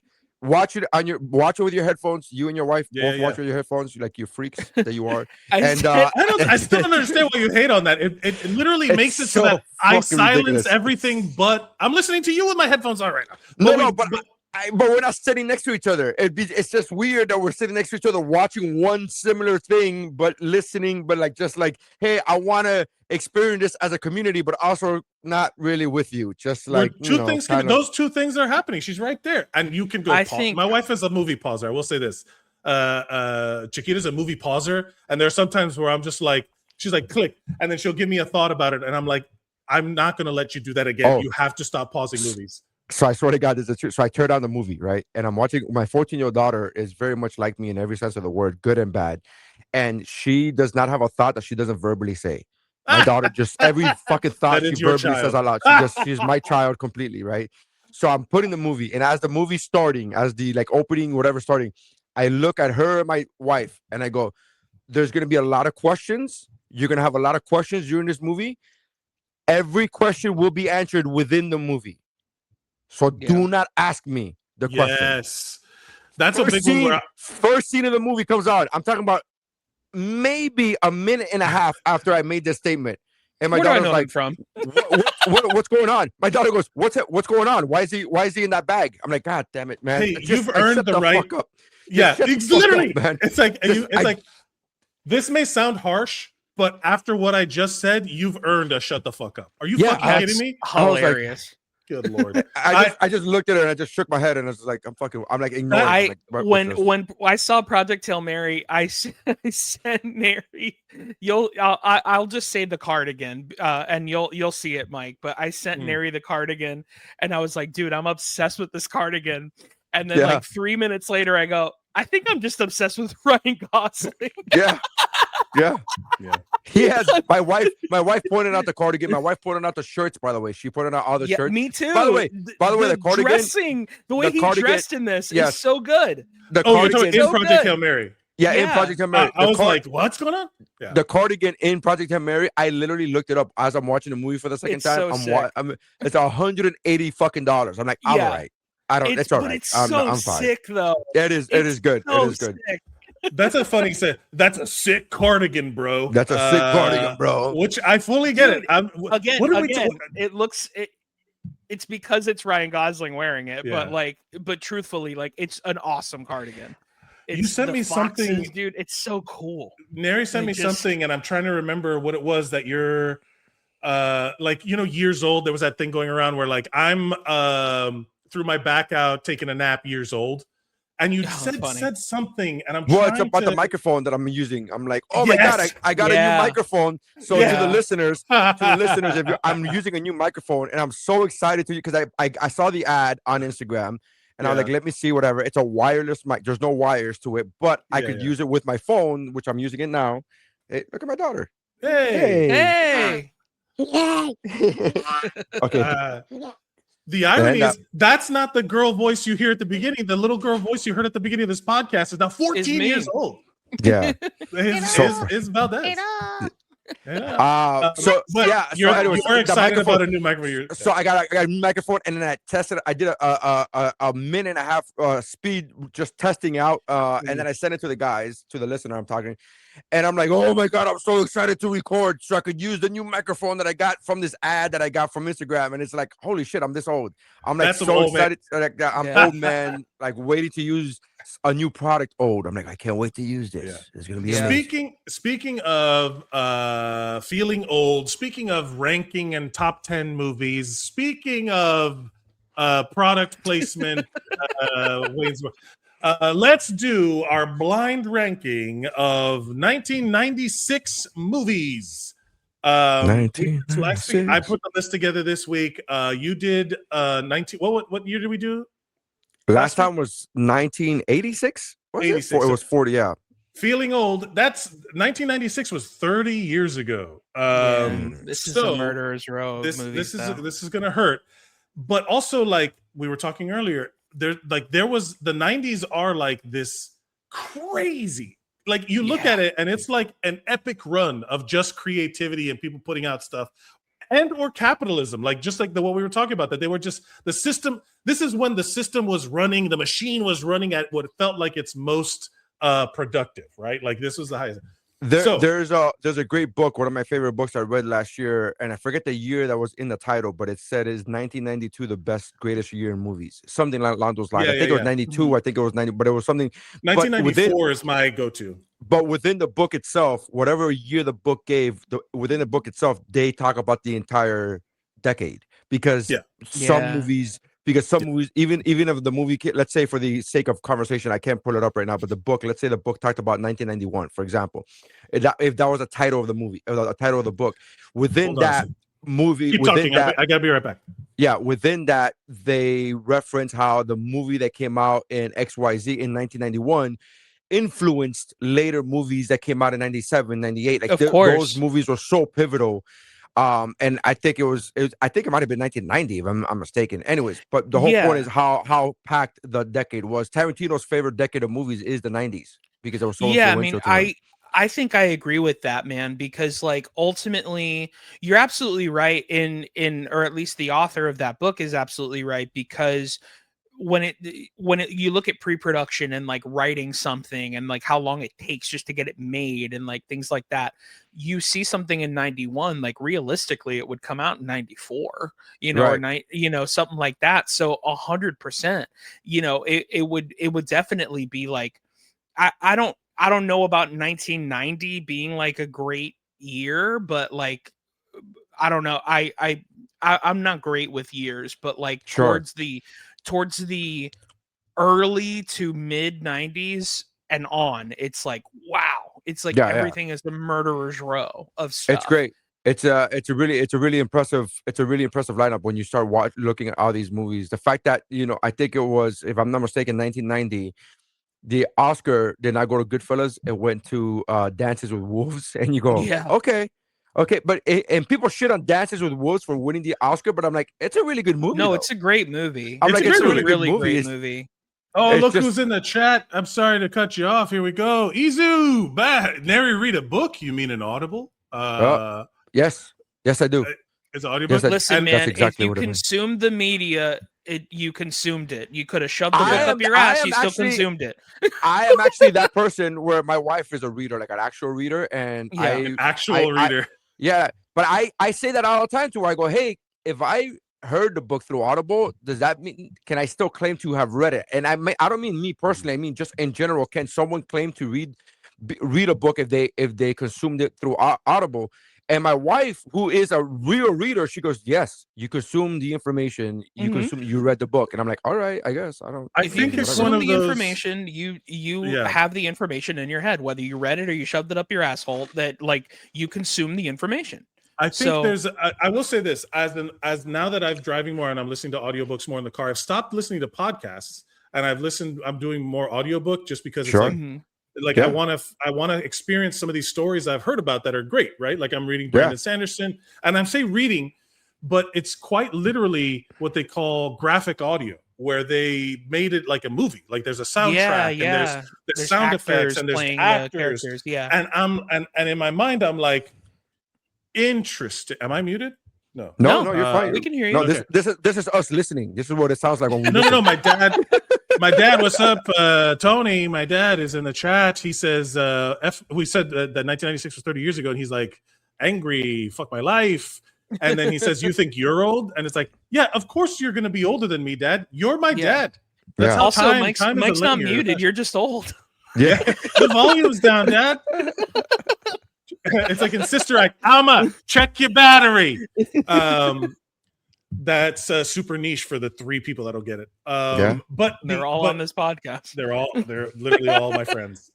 What are we blind? So we're blind ranking 96. So wait, I do want to say you mentioned something that I thought was funny, where you were like, "I'm bad with years," right? Yes. And what I've started doing is telling people, "Don't tell me how old you are. Tell me the year you were born."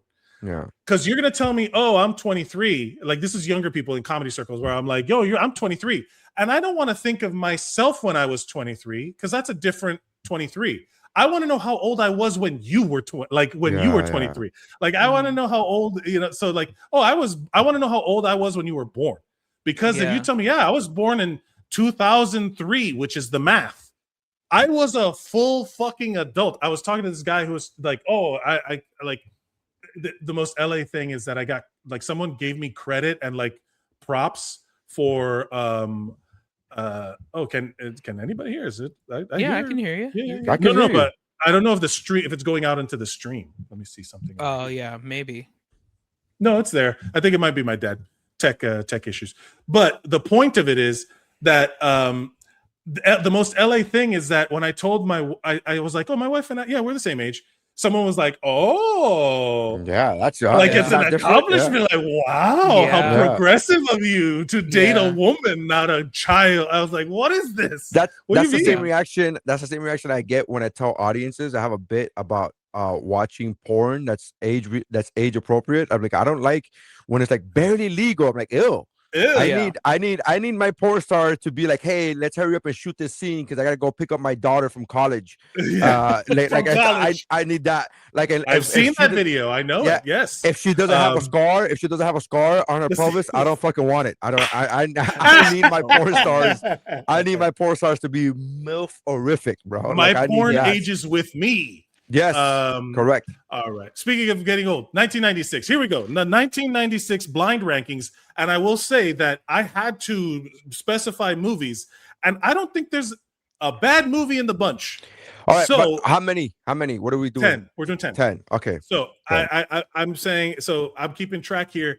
And we're gonna start again. This is how good the movies are. Number 1, you're gonna tell me. We'll start with Nery, we'll go Valdes, and we'll snake. So Valdes will go to So Black Sheep. The Chris Farley movie. The Chris Farley movie, Black Sheep. David Spade. That's 10.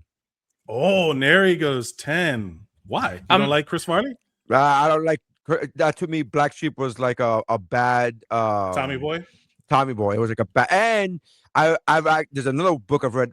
David Spade in his book talks about the production troubles that they had because the director did not like comedy. The director did not. I remember hearing about that. So Black Sheep, but Black Sheep, there was like one of the wave of Chris Farley, David Spade movies. But you're putting it at 10.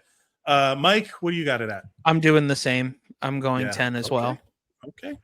Black Sheep, number 10. I like the fact that Mercadal was like, "There's not a bad movie in the bunch." It's not a bad movie. I like it. It's fun. It's fun. You're comparing it to something else, but by itself, it's good. Okay. I like it. There's the whole political intrigue and Gary Busey being a fucking weirdo with a rocket, like a weirdo prepper or whatever. That shit's funny. I liked it. Tommy Boy is of course better, but that was not 1996. Number 2. Broken Arrow. Ooh. Travolta and Christian Slater. And Travolta being one of my like a great villain. Like he was so good in that movie, being crazy. Really is. Yeah, you're out of your mind. And he's like, yeah, ain't it cool? Valdez. It's gotta go on this Broken Arrow. I was of an age where I was not allowed to watch R-rated movies until I was outside of the house. So I have not seen Broken Arrow. So it has to be. It's very 9. 90s. Yeah, it has to be number 9. Oh, okay. I'll go 5. Yeah, right down the middle. Yeah. It's hard, right? Because it's but it's a very good movie. Yeah. Broken Arrow. Okay. I don't know how. I wonder how that aged, because that movie was very, very of its time. Very of its time. I think maybe the fighting choreography or special effects, but I saw it a few years ago, and I was like, "Oh, this is great." But I don't remember. One thing I really liked about that movie that stood out to me, it still stands out to me, is that was the first movie I saw where the nerdy tech guy was also a good fighter, and they pointed it out. He goes, "Oh, you think just because the guy they went to fight him, and he was a good fighter, and he goes, oh, well, you think just because I'm good with computers, I can't fuck you up or something along those lines." And I remember thinking to myself, yeah, because the movie stereotype at that time was like, if you're good with computers, you're a geek and you're a nerd and you have glasses and you can't fight. And this guy was like, nah, I'm gonna still fuck you up with my hands. And I'm like, oh, okay. So cool. I haven't seen Broken Arrow, but I have been to a Blockbuster before, and I do know what the video case looks like. And what I can say from just looking at the video cover is that if you were to pick one movie to explain 1996, I would go with Broken Arrow. Yeah, Broken Arrow is good. It's a good cover. It's a good cover. I just remember that I did not put this one particular. There's so many movies that it's hard to like leave one out. I don't want to leave one out. So we're only doing 10, but maybe I'll replace. God, I don't know. Okay, we'll do this one. Okay, number 3, The Rock. Ooh. The Rock with Sean Connery and Nicolas Cage. I'll go with number 3. Yeah. Okay. Yeah. I'll go with number 3. Welcome to The Rock. Welcome to The Rock. I watched it just recently, and it's still fucking holds good, up. dude. Still holds up. It's That's so good. Ed Harris being like the military. Oh, what a so good movie that is. By the way, talk about a villain who was right. Ed Harris was right. Ed Harris is right. He's right in a lot of things. What do you got, Valdez? Rock. I think I'm gonna go 6. 6. Ooh, oof, okay. You don't know what's on this list. It's I'm playing it like there's going to be like movies I'm gonna be devastated if they're not in my top 3. Yeah. That's how I'm playing it. Because I didn't pick every movie from I know. Did you know that in The Rock, did you know who they first wanted to play Nicolas Cage part and turned it down? Arnold Schwarzenegger. Oh, cool. What? And he turned it down because the movie wasn't completely written yet. They hadn't fleshed out the whole movie. And so they're like, we think it's gonna be this and that and blah blah, and like it was very half baked. And then he was like, why don't you get back to me when you finish writing the movie? Like this isn't done yet. This isn't It's like- isn't this. And then they gave it to Nicolas Cage. It's like finding out that Brian Dennehy was supposed to be Han Solo. You know? Yeah, it's like something like. God damn it, Chewbacca, get the fucking hyperdrive. Like, I been awful. I want to see Brian Dennehy Han Solo so bad. But also, now like, I want to see it. Well, talk about like Nick Cage. Speaking of, I watched Spider Noir, and that's like the most recent Nick Cage thing I've seen. Oh yeah. And it's great. Yeah, but Nick Cage, like, could you picture anybody else in The Rock right now? Like you saying Arnold Schwarzenegger, I'm like, that's ridiculous. Dude, I'll be honest, Nick Cage is so Nick Cage that I can't imagine anyone else playing anything he's ever been in. So Nick that's Cage, what I'm saying. He's that I guy. will say I like Nick Cage movies, the good ones, anyways. But so Nick Cage in The Rock did great. This is the reason why I can't picture Schwarzenegger is because the character is literally a scientist. Yeah. And I'm like, Maybe they added that later. Who if knows? Schwarzenegger is a scientist in the movie, then he better impregnate himself. Because other than that, I don't fucking buy it. Other than that, I don't buy Schwarzenegger as a scientist. I just don't. Nick Cage is in a Christian movie called Left Behind. I don't know if you guys have ever seen it. Yeah. Bro, that movie, I was forced to watch it in school. I don't remember. I must have blocked it out. It is so obvious that they only had 2 hours like Kirk with him. Cameron, right? Like he never sits like he's sitting down the entire time. Like it's like he's like probably reading from cue cards. Like it's like obviously like the way and even then he's still good. Like it's my favorite movie podcast is Cinephobe, right? And they have a term for that. They call that all in a day's work. So when they notice that an actor's only there, like this is no way this took more than a day. This is all in a day's work for Nick Cage in that movie. Exactly. Yeah. So we have we did Black Sheep, we did Broken Arrow, we did The Rock, and now we are going to do Happy Gilmore. See, this is where the rubber meets the road for me. You know what I mean? Happy Gilmore. My mouse is not working. Valdes, you're up. Oh man. So Happy Gilmore is like top 3 for me.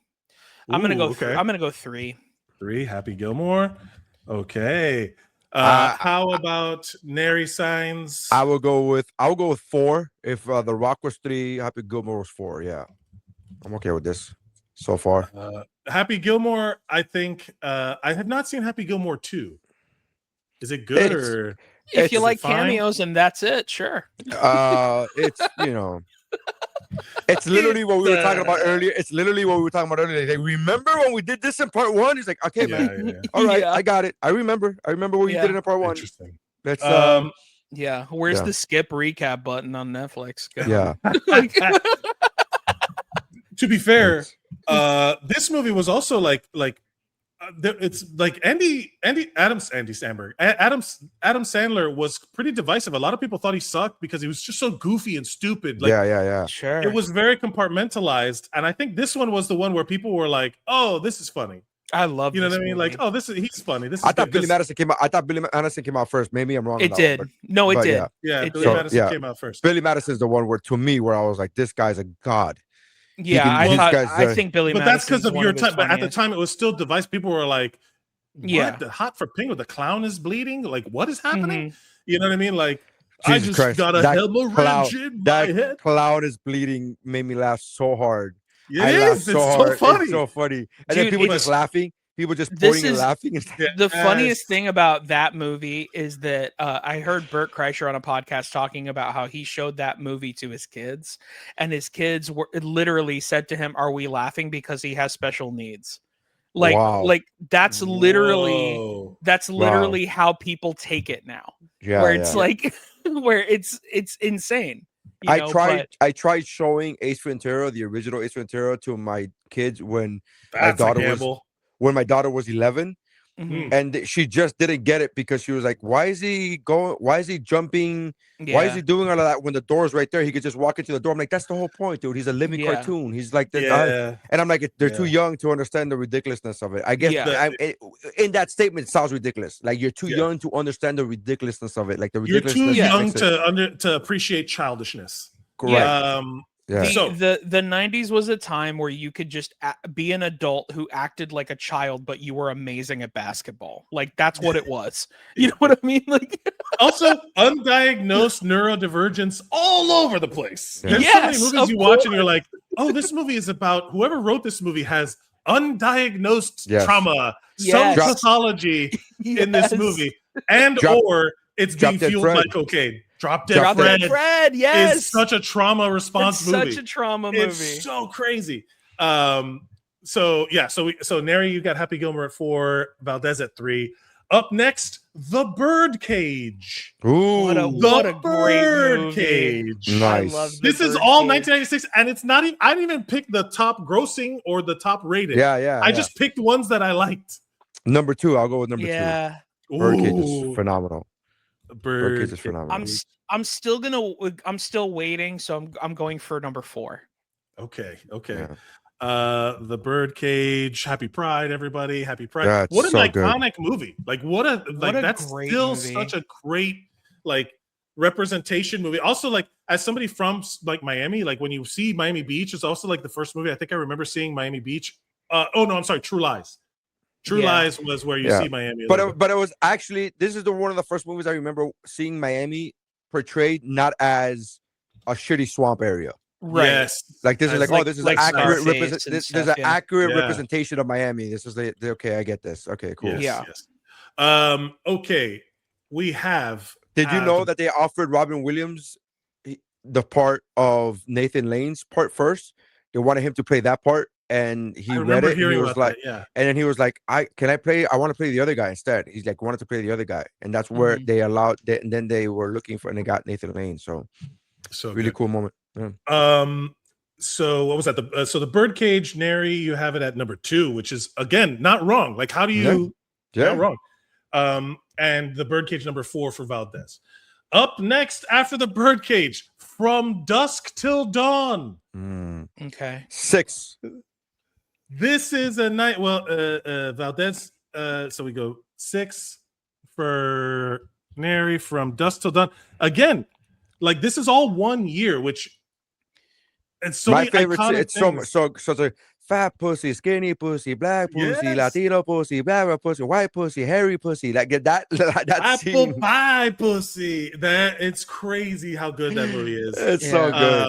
And I as much as it's like the creepiest thing to do, the fact that Quentin Tarantino wrote a scene where the hottest Salma Hayek ever is pouring tequila down her leg with his. You know, he's a foot guy, so he's got her foot in his mouth with tequila going in, and it lives forever on film. And then he's like, cast it himself. Can we do that again? He wrote that scene and cast it himself. Great. He put himself there. He's like, it's like, oh, who are we going to cast for the foot thing? And he's like, what the fuck are you talking about, man? This whole movie exists so that I could be that person. I wrote this movie around this guy, this one scene. This is the whole thing. The movie started with this scene, and then I just expanded into vampires. I don't know where the vampires came from. This wasn't a screenplay. This was a journal entry in my diary where I was writing how much I wanted to do this, and someone saw it and was like, let's make it a movie. And I was like, my prayers. Yes. If you think From Dusk Till Dawn is weird, wait until you find out who produced it. It's, what's his name? The Weinstein. But everything has his. That's the whole point. That's why he was such a villain, is because he was in everything. Where did you put it, Valdes? You have you're open right now for you. I'll say 1, 2, 5, 7, 8. I'm gonna go 8.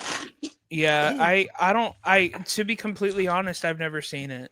I know about the titty twister bar or whatever. So like, there's parts of it that I hate, that I love. Yeah, like I love that they call the bar titty twisters. I love the whole fat pussy thing that you were singing. I love that. There's a whole element of also George Clooney. Father's like, yeah, I love fat pussy. I love fat pussy.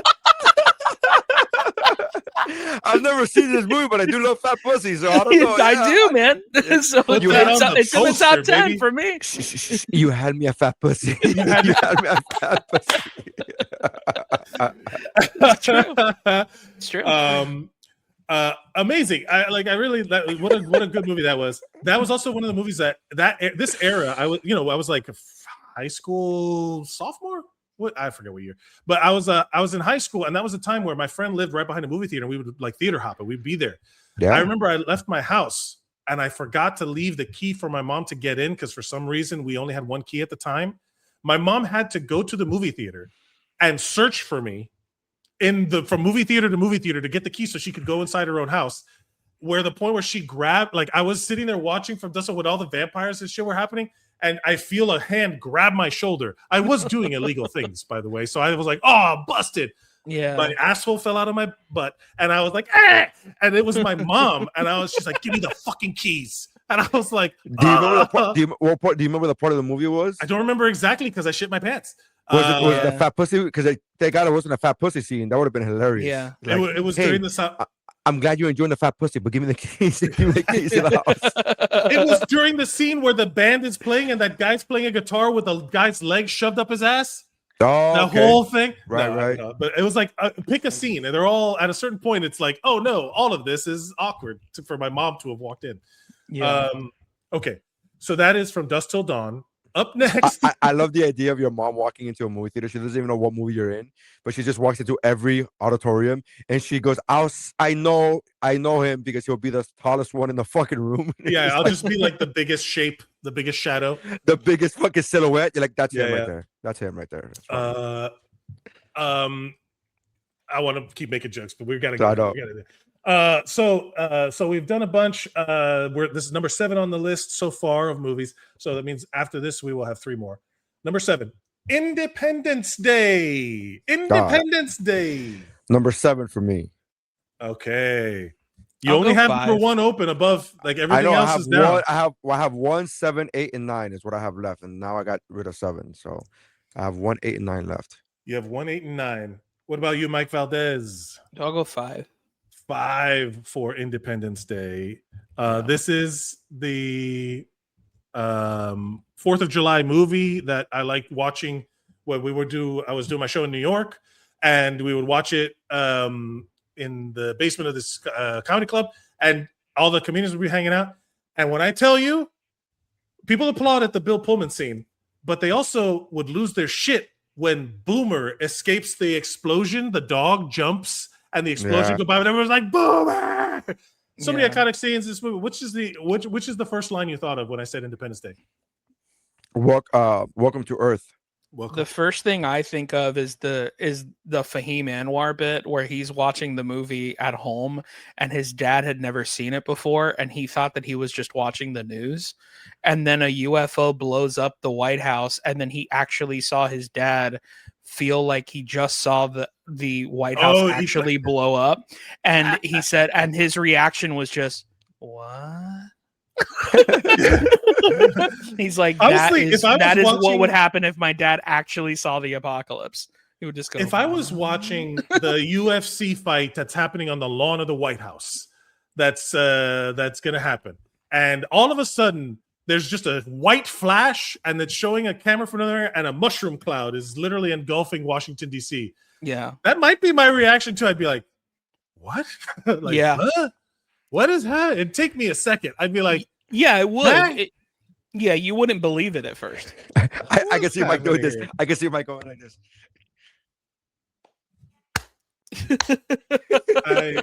Taking his headphone off. You see that? Yeah, like it's like I don't. Are we supposed to clap now? Like, when is it appropriate to clap? What are we doing? What? Oh my god, that's crazy. No, we're not clapping. This is terrible. Okay, never mind. This is terrible again. I guess. I'm in my house alone and just not having to worry about that. Also, but I'm talking about like a whole city gets blown up, right? Like a whole. Fucking, right. I do not want unnecessary loss. I just want necessary loss of life. Sure. Yeah. Independence Day, number 7 for Nery, number 5 for Valdes. Number 8, we have Twister. Twister. Okay. Boy, oh boy, do I have a story about Twister. What numbers do I have? Not the titty twister. You have 1, 2, and 7. I'll go 7. Okay. The reason the crazy thing about Twister is that in that movie, I was very young when it came out, and it scared the crap out of me because in the very beginning, there's the part where the dad gets sucked up or whatever, and the dad was dressed just like my dad, and like in real life, and so I like legitimately thought that like a Twister would just come out and just like, oh, the Earth can just suck up my dad from my house, like just like that's gonna happen. Literally what the movie was about. That's literally Helen Hunt was traumatized by the Earth sucking her dad out of the basement and throwing him into the fucking sky. Yeah, but the difference between her and I is that I wouldn't then do a career where I'm following my fear. You know. Yeah. I love this movie, but this movie's so good. I would go with Paxton, man. There's my number 9. Your number 9. Paxton rips, dude. He's so I even just recently I was like, we got cows. I just said or the Philip Seymour Hoffman. Yeah, food. We want food. We want food. Yeah. Philip Seymour Hoffman is such an underrated comic actor. Like created the word shart. Like just what a great. Nery and I have talked about how we were crying laughing at how bad he was at basketball in Along Came Polly, where he's like, dude, it's hilarious. It's hilarious how bad he is, dude. It's so good. We've talked about it. The Twister was also one of the the movies where you're watching it and I remember the first time I felt the theater shake from the sound. Yeah, that it was like the sound was a big deal, and it was like a horror movie, but the horror movie was nature and the earth. It was good. After Twister, we have Biodome. By the way, that's another I'm old moment. Is when I was watching He-Man, I picked IMAX. I'm like, I'm gonna watch it in IMAX in the biggest screen possible, and the whole time I'm like, does it have to be so loud? That's how I was in Mandalorian and Grogu. I was like, does it have to be so loud? Like, I appreciate the effects, I appreciate the big screen, but the volume, can we just does it have to be this just a little bit? Come on, just bring it down a little bit. Mind you, I paid extra for it. I'm like, I want fucking weirdo. You. That's Biodome is number 8 for me. I'm glad. Number 8, Biodome. Yeah. Good. I was like gonna say because you know that they got to throw the curveball at the end. Yeah. It's number 2 for me, and it's number 2 in our hearts. So number 2. It's number 2. Biodome. Probably. What is your favorite Pauly Shore movie of that era? Encino Man. Encino Man is pretty good. That's a good Mine one. is a Goofy movie. I've never watched a Goofy movie. What a great movie! Yeah, that's what you'll love it, especially as the first one is very Oh man. Yeah, you're gonna cry your balls off, dude. You're gonna cry. You're gonna cry your balls off. I cry my balls off, and I'm not even a dad. I cry my balls off, and I hate children.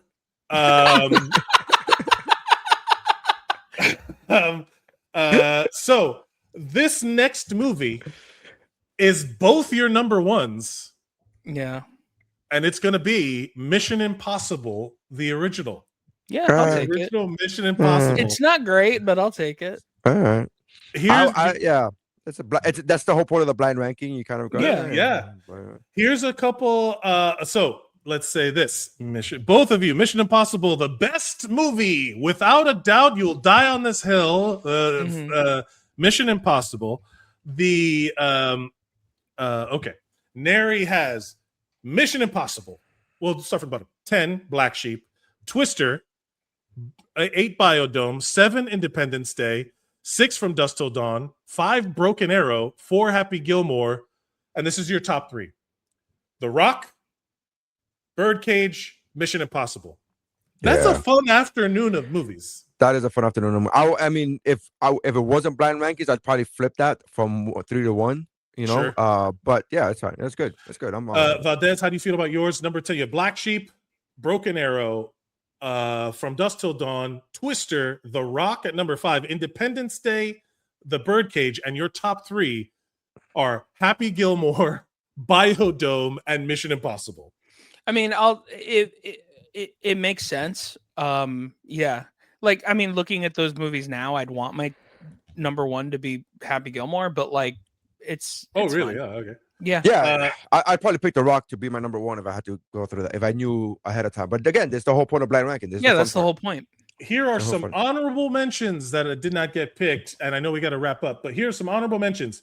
We have Jerry Maguire, Ransom, 101 Dalmatians, The Nutty Professor, A Time to Kill. I didn't put many drama things on here. We have let's see. The movie Bottle Rockets, the independent film, talking about not spending money on a lot of things. Wes Anderson. Down Periscope. Do you remember Down Periscope? Yes, Sure I do. saw it recently. It's great. It still holds up. It's super recently, fun. Yeah. Executive Decision, the one where Steven Seagal got killed. in the first couple seconds. That was awesome. Fargo was released in 96. We have this is a sequel. I was gonna say it was Hellraiser Bloodline. And there's so many. What is this one? Where's the other one that I saw? The Juror, which was the Demi Moore, Alec Baldwin. That's a good one too. That's a good one, yeah. We have Unforgettable. Do you remember Unforgettable? That's like one of those weird ones that that not everybody knows. Up Close and Personal with Robert Redford and Michelle Pfeiffer. That was a good one. Primal Fear. Oh, that's what. If if you would have had that, I would have been pissed that I wouldn't have put that on my number one. Like that would have been like that would have been. There's so many. A thin line between love and hate. Martin There's Lawrence. so many of these. Yeah. This is it's crazy. Oh, Barbed Wire. Of course. I should have put Barbed Wire on there. The Craft. Oh, that's it. Yeah, that's a movie. That happened. That's a movie. That's a movie. That's how I feel about Barbed Wire. I'm like, yeah, well, that's a movie. That's a movie. Oh, yep. I think one that I don't know how we feel about this, but I think of it fondly. Dragonheart. Do you remember? I am the last one. I am the last one.